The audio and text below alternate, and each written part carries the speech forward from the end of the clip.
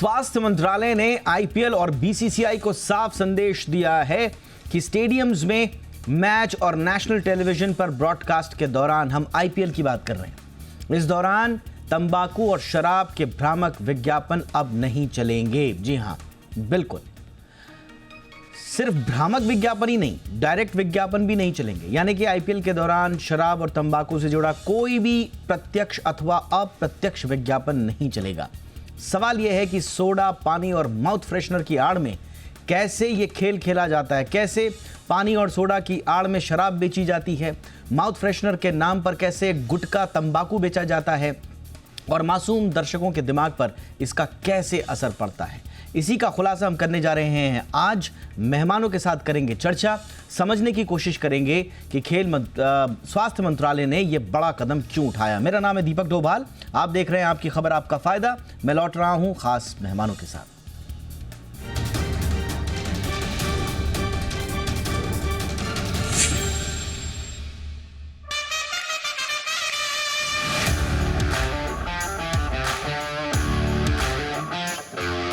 IPL की धूम अब शुरू होने वाली है, लेकिन इस बार आईपीएल के मैदान से भ्रामक विज्ञापन होंगे आउट।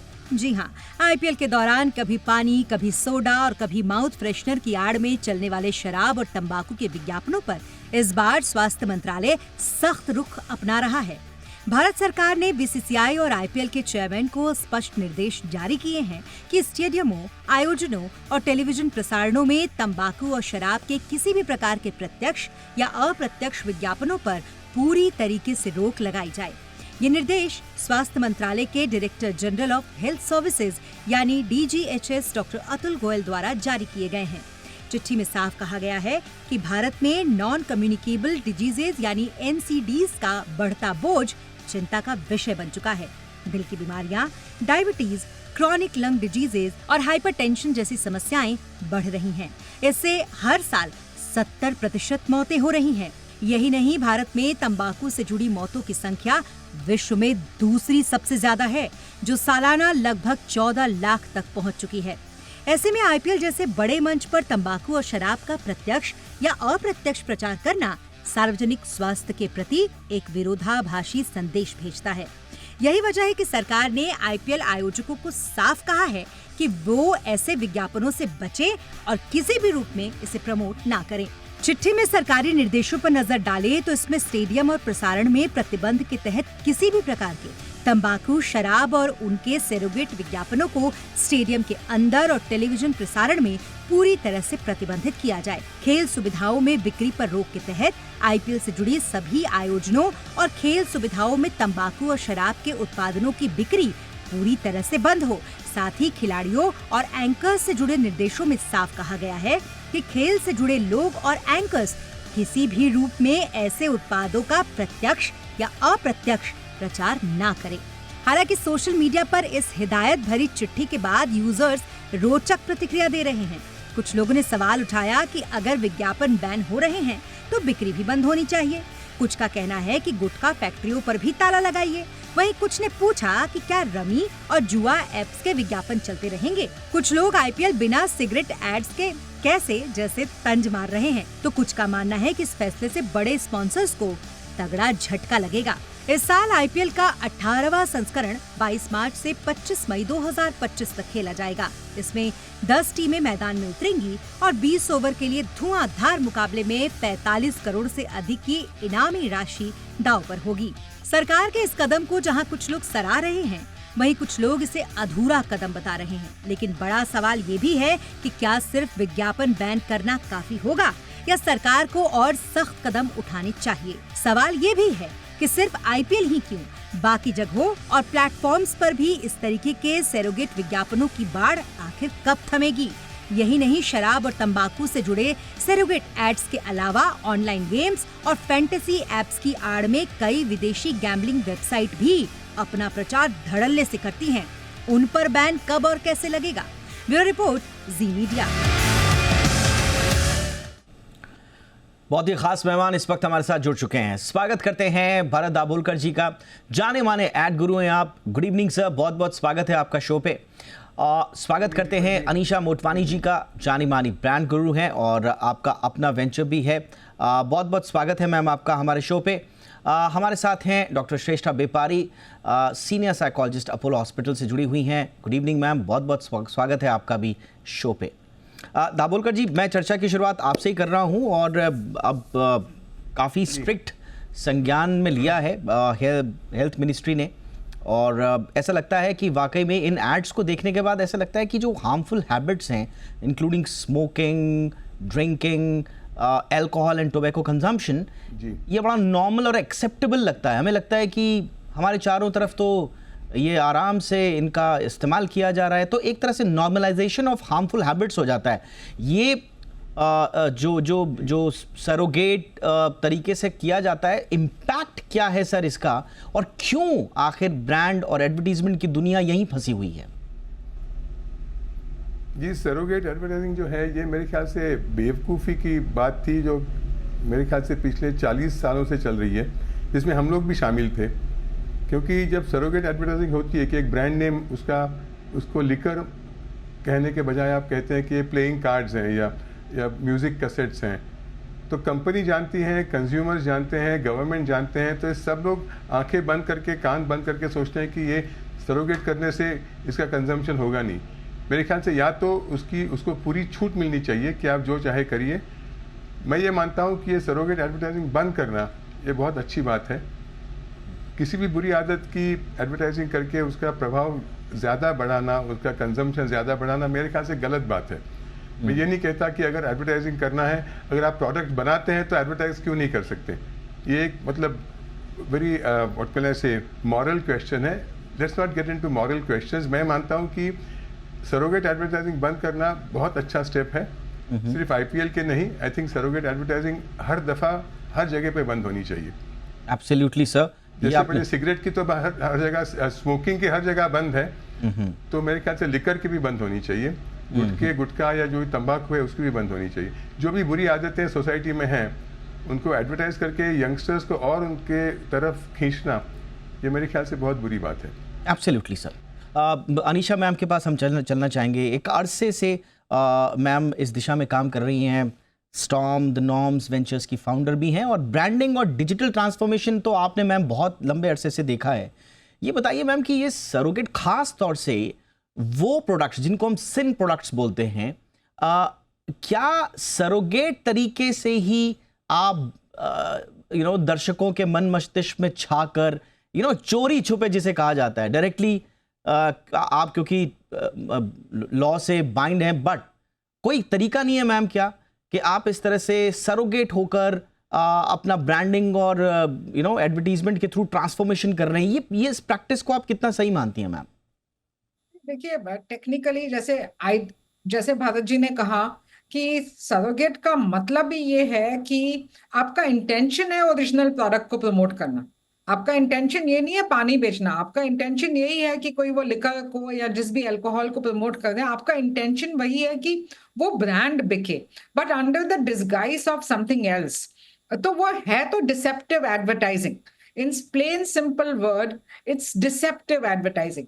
तो deceptive advertising, अब आजकल के जो यंगस्टर्स हैं, जो यूथ है, वो इतने स्मार्ट हो गए हैं कि उनको भी पता है कि अगर कोई भी एक, अगर विदाउट टेकिंग नेम्स, कोई भी अगर एक ब्रांड उठाते हैं और उसका सरोगेट चल रहा है, they know what they are referring to. तो technically speaking we can not assume कि ये एक अच्छा तरीका है। और स्पेशली जब डिजिटल का वर्ल्ड आ गया है ना, तो इस वर्ल्ड में तो ये बाउंड्रीज ड्रॉ करना और भी ज्यादा मुश्किल हो गई हैं कि कहाँ सरोगेशन का डिसेप्टिवनेस खत्म होता है और कहाँ ऑनेस्टी शुरू होती है। तो I would much rather actually refer to either be honest and talk about the product, or actually just ban surrogate advertising. The only way in which surrogate advertising has ever worked, if at all there was a popular campaign, was जब वो Seagram's liquor ने कहा था keep walking, कि शराब P के लड़खड़ाना नहीं है, चल सीधा चलिए। तो सोशल कॉजेज उठा करके अगर ब्रांड्स ने इस तरीके से उसको प्रमोट करने की कोशिश करी है, तो गुडविल जरूर बनता है, एक पॉजिटिव मैसेज जा सकता है। If at all there is a possibility to do something like this, then it should be done for social causes. And Seagram's is a great example of how they actually did it very well. But ma'am इस तरह के advertisement में ma'am आपको एक दायरा भी तो बांधना होता है। अगर कोई ब्रांड कोई अच्छा नाम लगा के टैग लगा के जो लगता हो ऐसा कि लोगों को हेल्प कर रहा है और एक अच्छी हैबिट डाल रहा है, बट यू नेवर नो कि that advertisement is being consumed by which age group. ये तो आप तो ओपनली आते हैं, तो आपको नहीं मालूम है कि 18 साल से 22 साल से 25 साल से कम उम्र के लोगों को भी आप बता रहे हैं, तो एक फॉल्स सेंस ऑफ ग्लैमर भी तो आ सकता है मैम। तो यहां पर भी तो एक लाइन होनी चाहिए। नहीं, सही बात है। देखो 52 crores का व्यूअरशिप था आईपीएल का last year. Literally I mean more than 2/3 of India's population watched IPL. That's the kind of views that the channels have claimed. अगर उतना व्यूअरशिप है तो उसमें यूथ तो आता ही है। And the whole purpose of advertisement is to create desire, otherwise it is a failed communication. A simple definition of advertising, a good advertising campaign is, has it managed to create desire in a consumer's mind? अब 52 crores audience के जहन में एक desire create करना is going to be the intention of the advertisers. और इसीलिए वो इतना पैसा खर्चते हैं। Look at the IPL cost today. अगर कोई इतना पैसा लगा के अगर वो स्पॉट्स क्रिएट कर रहा है और अपने ब्रांड के लिए डिजायर भी नहीं क्रिएट किया, तो then it's completely a failed effort. And that is why I think IPL जैसे प्रॉपर्टी पे तो इसको होल्ड कर देना is actually a good move, because जितनी रीच आईपीएल की है, क्रिकेट की है, और जितना इन्फ्लुएंस इस स्पोर्ट का है, उसमें कोई कंट्रोल नहीं है कि यूथ देख रहा है, कि लेडीज देख रही हैं, कि बच्चे देख रहे हैं, कि बुजुर्ग देख रहे हैं। Absolutely ma'am. और हमें बधाई देनी होगी स्वास्थ्य मंत्रालय को, डीजीएचएस को, कि उन्होंने मॉरल प्रीचिंग नहीं की है इसमें उन्होंने फैक्ट्स पहले रखे हैं और उसके बाद रेगुलेशंस रखे हैं। अगर आप चिट्ठी का मजमून देखेंगे तो फर्स्ट जो शुरुआत है उसमें उन्होंने कहा है कि साहब 70% मौत जो है वो एनसीडी रिलेटेड है। टोबैको से होने वाली मौतों के मामले में दुनिया में भारत दूसरे नंबर पर है और 14 लाख मौतें हो रही हैं। तो पहले उन्होंने जो कॉन्टेक्स्ट सेट किया उसमें उन्होंने फैक्ट्स रखे और उसके बाद कहा कि देखिए अब आप इतने बड़े मंच हैं और इतनी बड़ी हमारी हेल्थ प्रॉब्लम है और इस प्रॉब्लम की वजह से बर्डन सब तरफ आ रहा है। ये बर्डन ऑफ डिजीज न सिर्फ एक हाउस होल्ड के लिए बल्कि देश की इकोनॉमी के लिए, हमारे फ्यूचर की प्रोडक्टिविटी के लिए घातक है। इसलिए प्लीज आप इसे बैन करने की कोशिश कीजिए। तो आई थिंक बधाई देनी होगी। बट मैम, डॉक्टर श्रेष्ठा बेपारी मैम, आपके पास आना चाहूंगा। ये जो इम्पैक्ट जा रहा है, मैंने जैसे बताया कि false sense of glamour, celebrities, athletes लगातार इस तरह के ब्रांड्स को एंडोर्स कर रहे हैं और मैं तो ये भी कहूंगा कि कई बार सिर्फ पैसा मैनेजर देख लेता है, वो क्रॉस चेक भी नहीं करते हैं कि ये प्रोडक्ट एक्चुअल में है क्या। ये भी कहानियां हमने बहुत बार सुनी है। बट इसका साइकोलॉजिकल इम्पैक्ट व्यूअर पर क्या जा रहा है, डॉक्टर बेपारी? Sports people represents dedication, discipline, a structured life. Without discipline, nobody can be a sports person. So discipline और एक अच्छे जिंदगी के साथ नशा का दूर दूर तक कोई संबंध नहीं। That is number one. Second is हम इन लोगों को literally बच्चे जो है हीरो वर्शिप करते हैं। They are idols for many kids. So celebrities, movie stars, sports people, those who have an impact on the national level should be very careful about the influence they are creating directly or indirectly on the young minds, young क्यों, adult mind में भी। ये हमारे लिए influencers का काम करते हैं and when they endorse certain product that make it looks cool, even aspirational. So हम directly या indirectly इसको normalize भी कर रहे हैं जैसा आपने बताया, और उसके साथ साथ जो एक स्टिग्मा है जो हमें करना नहीं चाहिए उसको हम नॉर्मलाइज कर रहे हैं, ट्रिवियलाइज कर रहे हैं। तो सब्सटेंस का भी यूज, मिसयूज और अब्यूज है। सब्सटेंस हमेशा से ही, नशा जो है हमारे देश और बहुत सारे विदेश में this is become a perpetual problem. पहले सिगरेट नॉर्मल पैकेट में आता था, फिर उसके ऊपर घातक तस्वीरें लगाना शुरू किया, but nothing had curved down the addiction in people. I think addiction in many case is a personal choice, starts with peer pressure, then it's a learned behavior. हम शुरू करते हैं फिर धीरे धीरे लत लग जाते हैं।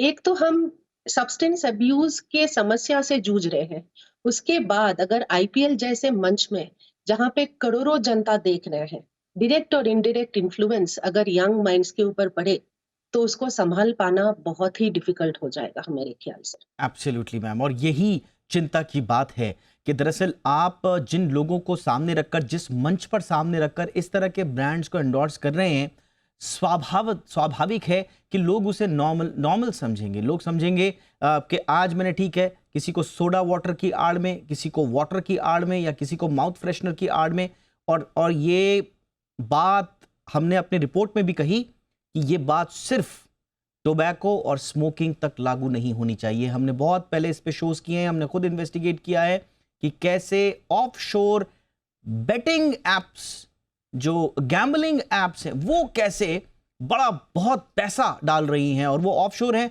अब एजेंसीज उन तक कैसे पहुंचे, ये भी समझ में नहीं आ रहा है कि कैसे ऑफशोर गैम्बलिंग और बैटिंग को हम लोग रोके। ये भी अभी एजेंसीज की समझ से परे हैं।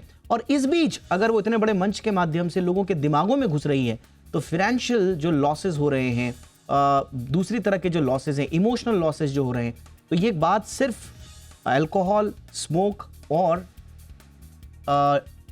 टोबैको कंजम्पशन की नहीं है, बल्कि ये एक एडिक्टिव बिहेवियर जो हमारा लगातार उभरता जा रहा है गैम्बलिंग के प्रति, वहां पर भी एक बड़ा अलार्म है। एक छोटे से ब्रेक के लिए मैं रुक रहा हूं। ब्रेक के उस पार हम थोड़ा सा समझने की कोशिश करेंगे कि क्या आईपीएल को बहुत बड़ा नुकसान हो जाएगा अगर हम इस तरह की प्रैक्टिसेस न करें। और बार बार अब कहा जा रहा है कि क्रिएटिविटी की आड़ में, क्रिएटिव फ्रीडम की आड़ में हम लोग बहुत कुछ सीमाओं को लांघ भी रहे हैं। तो क्या अब एथिकल क्रिएटिविटी की बात नहीं होनी चाहिए? क्योंकि हमारे पास देश के सबसे जाने पहचाने brand image gurus and psychologist panel पे हैं, इसलिए वो बेहतर तरीके से बता पाएंगे। छोटे से ब्रेक के बाद लौटता हूं।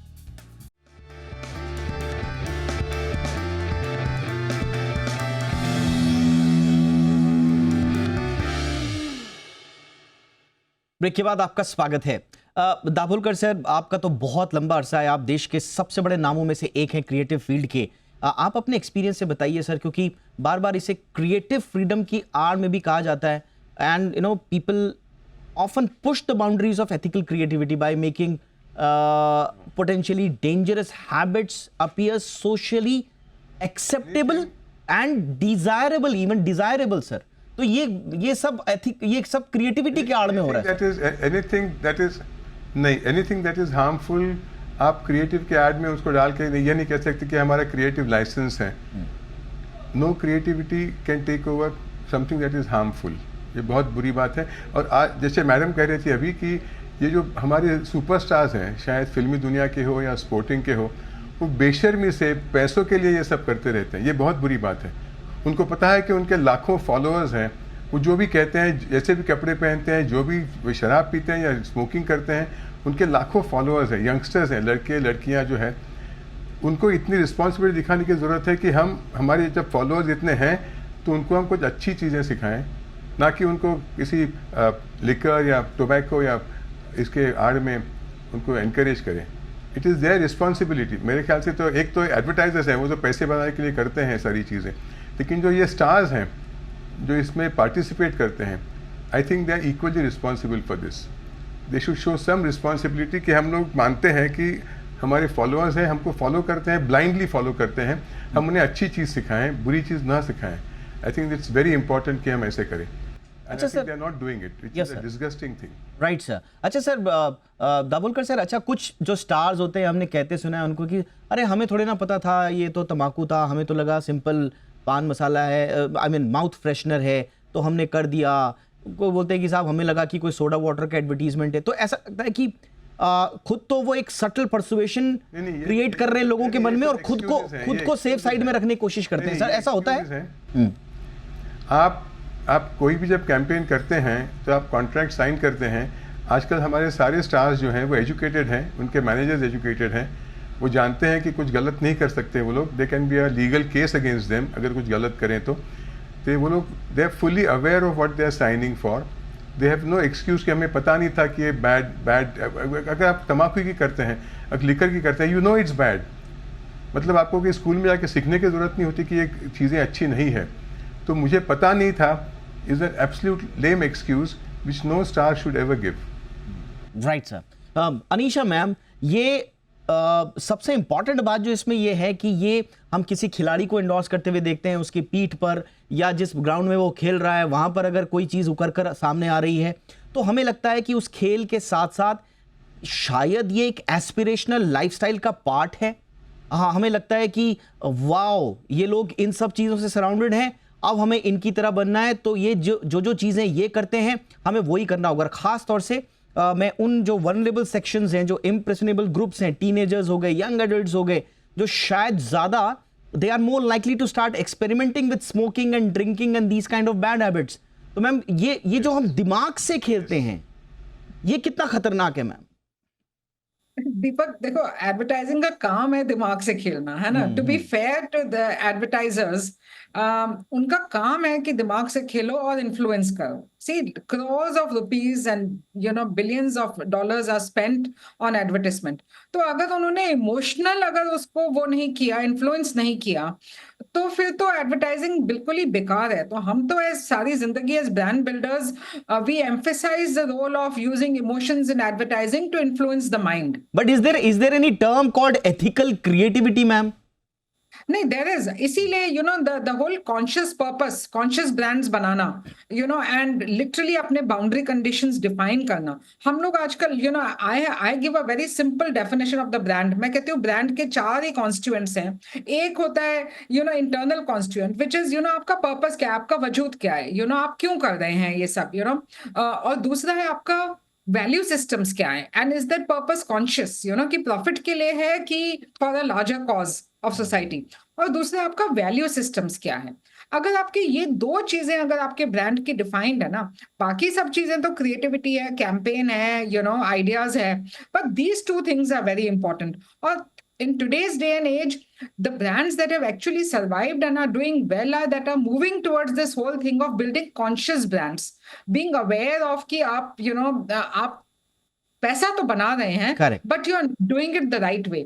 And coming to celebrities, a very interesting thing I was reading is there are 8 celebrity brands that are actually owned by celebrities. Shahrukh Khan का अपना अल्कोहल ब्रांड है, संजय दत्त का है, रणदीप हुडा का है, डैनी का a very very famous beer है. Now these are celebrities who not just endorse brands, they also own these brands. They are the face of these brands. तो obviously अगर शाहरुख खान का malt whiskey है, तो you can imagine the kind of influence it is going to have on youngsters. So it is definitely a cause for worry. Last year, government tried to get tough by actually starting this whole new regulation कि अगर misleading advertisement है और उसमें celebrity endorse कर रहा है, तो the celebrity will also be held responsible. But दीपक, अगर आप देखो कोई एक भी ऐसा केस सामने नहीं आया where celebrity was held responsible for this, because ये क्या इसकी बाउंड्री कंडीशंस हैं। आपने सही बोला ma'am, I am sorry to interrupt ma'am, लेकिन बहुत अच्छा आपने समझाया। डॉक्टर बेपारी, फाइनल रिमार्क मैम संक्षेप में, क्योंकि जैसा मैम ने भी बताया कि बाउंड्री नहीं है और इतने सेलिब्रिटीज, देखिए हिंदुस्तान में टोबैको हो या लिकर हो, बिजनेस करना is not a crime, they are allowed, they are legally and they are protected by the law. Business करना कोई खराब बात नहीं है, बट आप क्योंकि बाउंड्रीज नहीं तय कर पाएंगे कि इसके वनरेबल सेक्शन तक आप किस मैसेज को लेकर जाएंगे, इसलिए एडवर्टीजमेंट पर उस तरह से रेस्ट्रिक्शंस लगाए गए हैं। लेकिन क्या गवर्नमेंट्स को और ज्यादा स्ट्रिक्ट, गंभीर होना होगा, कुछ नजीर पेश करनी होंगी ताकि हमें एग्जाम्पल सेट हो आगे के लिए? मैम, पॉलिसीज ऐसे बनाने चाहिए ताकि जो इन्फ्लुएंसर्स है वो ये पर्टिकुलर ब्रांड्स को एंडोर्स करने से बचे। एक बहुत ही खूबसूरत कहावत है कि बारिश का पानी अगर हथेली पे गिरे तो वो पीने लायक होता है, अगर लोटस के लीफ पे गिरे तो वो मोती जैसा दिखता है, अगर शेल के ऊपर गिरा तो वो मोती हो जाता है, और अगर गटर में गिरे तो वो पैर धोने का भी लायक नहीं रहता। इन शॉर्ट, संगत का असर होता है। We have a terrible fall of intellect in this generation. We do not have an indiscriminatory mind कि हमें एसोसिएट किसके साथ करना है, किसके साथ नहीं करना है। एक भ्रमित, chaotic, anxious दुनिया में जी रहे हैं। The influencers are playing a big role over here. आप सोशल मीडिया पर भी देखें कौन से पेजेस पे ज्यादा लाइक, कमेंट और शेयर चल रहा है। करेक्ट। बदतर से बदतर, गंदी से गंदी जहां पे चीजें बेची जा रही है। सो इन्फ्लुएंसर्स जो भी है, वो सेलिब्रिटी हो, स्पोर्ट्स पीपल हो, बड़े मंच पे जो लोग आते हैं, जो यंग माइंड्स के ऊपर जिनका इन्फ्लुएंस है, वो अपने Absolutely. पावर को पहचाने। गवर्नमेंट इसमें थोड़ा सा स्ट्रिक्ट रेगुलेशंस लाएं। हम कंजम्पशन को तो टोटली बैन नहीं कर सकते, as long as corruption exist बिल्कुल there ma'am. Will be backdoor. और आपने बहुत अच्छे से वो जो बूंद का जो हवाला दिया